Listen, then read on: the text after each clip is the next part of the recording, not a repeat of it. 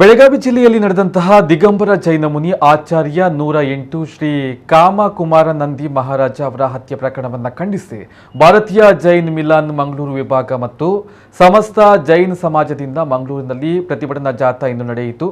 ಮಂಗಳೂರಿನ ಮಿನಿ ವಿಧಾನಸೌಧದ ಬಳಿ ಸೇರಿದ ಜೈನ ಸಮಾಜ ಬಾಂಧವರು ಅಲ್ಲಿಂದ ದಕ್ಷಿಣ ಕನ್ನಡ ಜಿಲ್ಲಾಧಿಕಾರಿ ಕಚೇರಿಯ ತನಕ ಪ್ರತಿಭಟನಾ ಜಾಥಾವನ್ನು ನಡೆಸಿದ್ರು. ಬಳಿಕ ಜಿಲ್ಲಾಧಿಕಾರಿಗಳ ಮೂಲಕ ಸರ್ಕಾರಕ್ಕೆ ಮನವಿಯನ್ನು ಸಲ್ಲಿಸಿದ್ರು.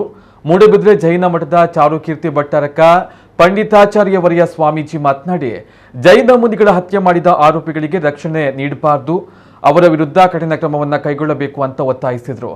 ಜೊತೆಗೆ ಸಾಧು ಸಂತರಿಗೆ ಮತ್ತು ಶ್ರದ್ಧಾ ಕೇಂದ್ರಗಳಿಗೆ ರಕ್ಷಣೆ ಒದಗಿಸಬೇಕೆಂದು ಆಗ್ರಹಿಸಿದ್ರು.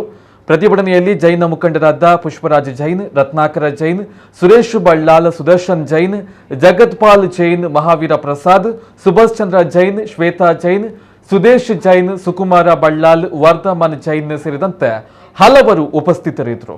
ನಾವು ಹಮ್ಮಿಕೊಂಡಿದ್ದೇವೆ. ಮುಂದಿನ ದಿನಗಳಲ್ಲಿ ಎಲ್ಲ ತಪ್ಪಿತಸ್ಥರು ಯಾರೇ ಇದ್ರೂ ಕೂಡ ಸ್ವಾಮೀಜಿ ಅವರನ್ನು ಪೂರೈಸಿಕೊಳ್ಳಲು ನಾನು ಎಲ್ಲರ ಹೆಸರು ಕೇಳ್ತಾ ಅನೇಕ ಜನ ಸಮಾಜದ ನೇತರ ಸಂಘಟನೆ ಕೂಡ ನಮಗೆ ಬೆಂಬಲವಾಗಿ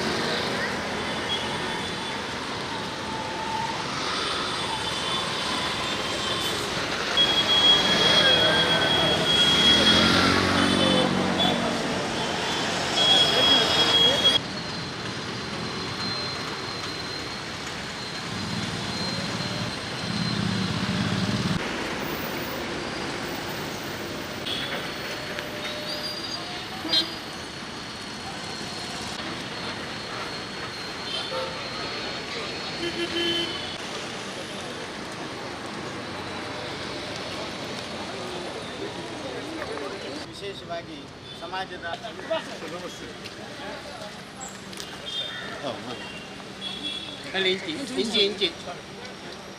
ಇದು ಜುಲೈ 2023ರಂದು ಯಾರಿಗೂ ಕೇಡನ್ನು ಬಯಸದಂಥ 108 ಆಚಾರ್ಯ ಕಾಮಕುಮಾರ ನಂದಿ ಮುನಿ ಮಹಾರಾಜರನ್ನು ಬರ್ಬರವಾಗಿ ಹತ್ಯೆಗೈದ ಪ್ರಕರಣದ ಬಗ್ಗೆ ನಾವು ಇವತ್ತು ಶಾಂತಿಪೂರ್ವಕವಾಗಿ ಜಿಲ್ಲಾಧಿಕಾರಿಗಳಿಗೆ, ಸರ್ಕಾರದ ಮುಖ್ಯಮಂತ್ರಿಗಳವರಿಗೆ ಪತ್ರವನ್ನು ಬರೆದು ಆ ಮನವಿಯನ್ನು ಇವತ್ತು ಸಲ್ಲಿಸುವುದಕ್ಕಾಗಿ ಬಂದಿದ್ದೇವೆ. ವಿಶೇಷವಾಗಿ ಕರ್ನಾಟಕ ಶಾಂತಿಪ್ರಿಯರ ನಾಡು ಎಂದು ಹೆಸರು ಗಳಿಸಿದಂಥ ಒಂದು ಪ್ರಸಿದ್ಧವಾದಂಥ ಮತ್ತು ಶ್ರೇಷ್ಠವಾದಂಥ ರಾಜ್ಯವಾಗಿದೆ. ಈ ರಾಜ್ಯದಲ್ಲಿ ಇದೀಗ ಅಭದ್ರತೆ ಮತ್ತು ಅಸುರಕ್ಷತೆಯ ವಾತಾವರಣವನ್ನು ಕೆಲವು ವ್ಯಕ್ತಿಗಳು ಸೃಷ್ಟಿಸ್ತಾ ಇದ್ದಾರೆ. ಅದನ್ನು ಶಾಂತಿ ಮತ್ತು ಸುವ್ಯವಸ್ಥತೆಯ ಮೂಲಕ ಮತ್ತೆ ಹಿಂದಿನ ಶಾಂತಿಯನ್ನು ಮರುಕಳಿಸಬೇಕು. ಅದಕ್ಕಾಗಿ ಸಾಧು ಸಂತರಿಗೆ ರಕ್ಷಣೆಯನ್ನು ಕೋರಿ ಈ ಒಂದು ಮನವಿಯನ್ನು ಅರ್ಪಿಸುವುದಕ್ಕಾಗಿ ಇವತ್ತು ನಾವೆಲ್ಲ ಒಟ್ಟು ಸೇರಿದ್ದೇವೆ. ವಿಶೇಷವಾಗಿ 5ನೇ ತಾರೀಕಿಗೆ ಅಮಾಯಕರಾದ ಮುನಿಗಳನ್ನು ಕರೆಂಟಿನ ಶಾಕ್ ಕೊಟ್ಟು ಚಿತ್ರಹಿಂಸೆ ನೀಡಿ ಬರ್ಬರವಾಗಿ ಹತ್ಯೆಯನ್ನು ಗೈದಂಥ ಯಾವ ಅಪರಾಧಿಗಳಿದ್ದಾರೆ ಅವರಿಗೆ ಯಾವುದೇ ರೀತಿಯ ರಕ್ಷಣೆಯನ್ನು ಕೊಡದೆ ಕಠಿಣವಾದ ಶಿಕ್ಷೆಯನ್ನು ವಿಧಿಸಬೇಕಂತೇಳಿ ಸಮಾಜದ ಅಪೇಕ್ಷೆ. ಅದನ್ನು ಸರ್ಕಾರ ಈಡೇರಿಸ್ತದೆ ಅಂತ ಭಾವನೆ ಮಾಡಿದ್ದೇವೆ. ಈ ನಿಟ್ಟಿನಲ್ಲಿ ಇವತ್ತು ಕ್ಲಾಕ್ ಟವರ್ನಿಂದ ಜಿಲ್ಲಾಧಿಕಾರಿ ಕಚೇರಿವರೆಗೆ ಮೌನ ಮೆರವಣಿಗೆಯನ್ನು ನಾವು ಹಮ್ಮಿಕೊಂಡಿದ್ದೇವೆ. ಸಮಾಜ ಬಾಂಧವರೆಲ್ಲರ ಪರವಾಗಿ ಇವತ್ತು ಜಿಲ್ಲಾಧಿಕಾರಿಗಳ ಮೂಲಕ ಮಾನ್ಯ ಮುಖ್ಯಮಂತ್ರಿಗಳಿಗೆ ಮನವಿಯನ್ನು ಅರ್ಪಿಸ್ತೇವೆ. ನಡೆದಾಡುವ ದೇವರಂತ ಹೇಳುವಂಥ ದಿಗಂಬರ ಮುನಿಗಳನ್ನು ಈ ರೀತಿ ಒಂದು ಬರ್ಬರವಾಗಿ ಕೊಲೆ ಮಾಡಿ, ಅದು ಸಹ ಕರೆಂಟ್ ಶಾಕ್ ಅನ್ನು ಕೊಟ್ಟು 9-10 ತುಂಡನ್ನು ಹರಿಸಿ ಕೊಳವೆ ಬಾವಿಯಲ್ಲಿ ಹಾಕಿ ಯಾವುದೇ ಗುರು ಸಿಗದಂತ ಮಾಡುವಂಥ ಕೃತ್ಯ ಒಂದು ವಿಶ್ವದಲ್ಲಿ ಎಲ್ಲಿಯೂ ಒಬ್ಬ ಧರ್ಮ ಗುರುಗಳನ್ನು ಈ ರೀತಿ ಮಾಡಿದ್ದಂಥ ವಿಶ್ವದಲ್ಲಿ ಎಲ್ಲೂ ಇರಲಿಕ್ಕೆ ಇಲ್ಲ ಅಂತ ನಾವು ಇಲ್ಲಿ ಹೇಳ್ಬೋದು. ಯಾಕಂತ ಹೇಳಿದರೆ ಈ ಕೃತ್ಯ ಎಸಗಿದವರಿಗೆ ಕಠಿಣವಾದ ಶಿಕ್ಷೆ ಆಗಬೇಕು, ಹೆಚ್ಚು ದಿನ ಕಾಯದೆ ಕೆಲವೇ ಸಮಯದಲ್ಲಿ ಅವರಿಗೆ ಗಲ್ಲು ಶಿಕ್ಷೆಯನ್ನು ಕೊಡುವಂಥ ಕೆಲಸ ರಾಜ್ಯ ಸರ್ಕಾರ ಮಾಡಬೇಕು.